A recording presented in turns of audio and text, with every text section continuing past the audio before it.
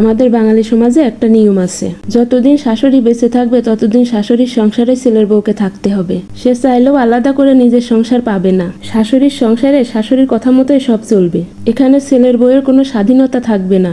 সব কিছুতেই শাশুড়ির পারমিশন লাগবে। এমনকি শাশুড়ির সংসারে নিজের মন মতো একটা রুমও ডেকোরেশন করা যাবে না।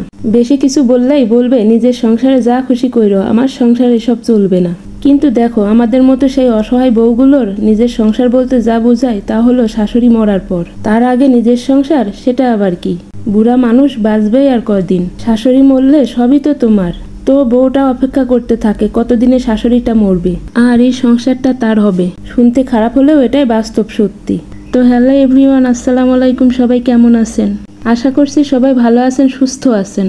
আলহামদুলিল্লাহ, আমিও ভালো আছি। আমার ভিডিওগুলোতে সমাজের কিছু অসহায় মেয়েদের জীবনের বাস্তবতা তুলে ধরবো। আশা করছি সবাই সাপোর্ট করে আমার পাশে থাকবেন। তখন একটা মেয়ের আর শখ বলতে কিছুই থাকে না। তখন সে আর মেয়ে থাকে না। তার বয়স পেরিয়ে 35-40-এ চলে আসে। তখন তার কাছে সবকিছুই কেমন দায়িত্ব বলে মনে হয়। কারোর জন্য আর শখ করে কিছু রান্না করার মতো এনার্জি তার শরীরে থাকে না। তখন আর ঘর গোছানোর মতো মানসিকতা থাকে না। তখন শুধু মাথার উপর অনেকগুলো দায়িত্ব থাকে। ছেলে মেয়েদের লেখাপড়া, তাদের সুন্দর ভবিষ্যৎ, এসবের চিন্তা করতে করতেই চুলে পাক ধরে যায়। সব কিছুতেই কেমন নিজেকে বোঝা বলে মনে হয়। জীবনের পাওয়া না পাওয়ার হিসাব মিলাতে গেলে দম বন্ধ হয়ে আসে। অতীতের কথা মনে পড়ে। যখন সে তার স্বামীর কাছে নিজের জন্য একটা সংসার চায়, তখন তার স্বামী বলে, তুমি কি পারবে এই বয়স্ক মানুষটাকে একা ফেলে চলে যেতে? ব্যাস, মেয়েটার আর কিছুই বলার থাকে না। সে চুপ হয়ে যায়। কিন্তু কি পায় মেয়েটা সেই সংসারে থেকে? যেই শাশুড়ির জন্য নিজের শখ আহ্লাদ বিসর্জন দেয়, সেই শাশুড়িকে আদৌ মেয়েটার কথা ভাবে? বরং মেয়েটা সেই সংসারে থেকে দিনের পর দিন মানসিক টর্চার সহ্য করে যায়। সারাক্ষণ আতঙ্কে থাকে, কখন না জানি শাশুড়ি আম্মা রেগে যায়, কখন না জানি তার সংসারে ঝামেলা অশান্তি শুরু হয়ে যায়। এভাবে ভয়ে আতঙ্কে কখন যে মেয়েটার বয়স পেরিয়ে যায় সে নিজেও জানে না।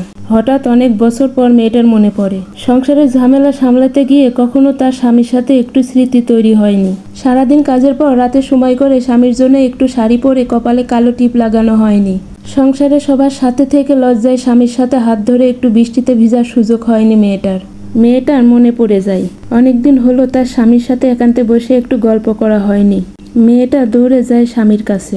চাঁদনি রাতে খোলা আকাশের নিচে বসে আজ জমিয়ে মনের কথা বলবে তাকে। কিন্তু হঠাৎ মেয়েটা বুঝতে পারে এতদিনে তার স্বামীর সাথে আকাশ সমান দূরত্ব তৈরি হয়ে গেছে। গল্প করার বয়সটা পেরিয়ে গেছে অনেক আগেই। ছেলে মেয়েরা বড় হয়েছে, এখন এসব করা মানে ছি। মেয়েটা আসলে মুখ গুজে দৌড়ে চলে যায়।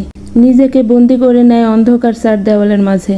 এটা সবার বেলা না, কিন্তু অধিকাংশ পরিবারেই সেম কাহিনী। কথাগুলো ভালো লাগলে একটি লাইক দিয়ে চ্যানেলটি সাবস্ক্রাইব করে উৎসাহিত করবেন, যাতে এরকম আরও বাস্তবিক না বলা কথাগুলো প্রকাশ করতে পারি। ধন্যবাদ।